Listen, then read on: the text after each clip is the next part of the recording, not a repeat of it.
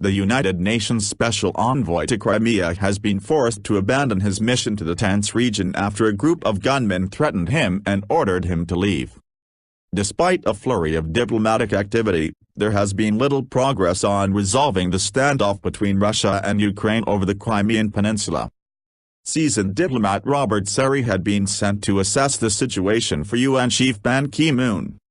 He was confronted by between 10 and 15 gunmen outside the Ukrainian naval headquarters in Crimea's capital Simferopol, and warned he should leave Crimea. After he was prevented from returning to his vehicle, he took refuge in a café where he called his UN colleagues and tried to work out how to get back to his hotel. A hostile group of activists shouting pro-Russia chants briefly blocked his exit.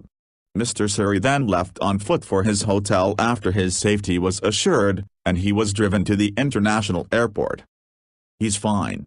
The self-defense militias in Simferopol have guaranteed his security, his assistant told AFP by phone from the car. He wants to fly to Kiev but there is no ticket for him yet. He is hoping that he can leave Crimea without further incident.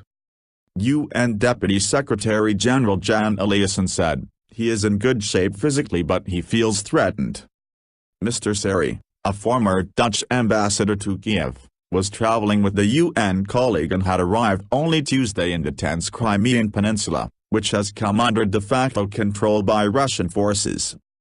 He had already aborted a trip to Crimea last week, saying tensions made it impossible to visit the peninsula. Foreign ministers meet as Ukraine wins financial aid. The incident came as top diplomats from the West and Russia gathered in Paris to try and map a way out of the crisis in Ukraine.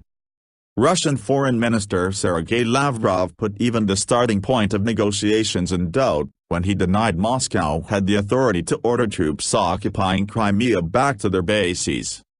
The Kremlin says the soldiers are self-defense units not under Russian command.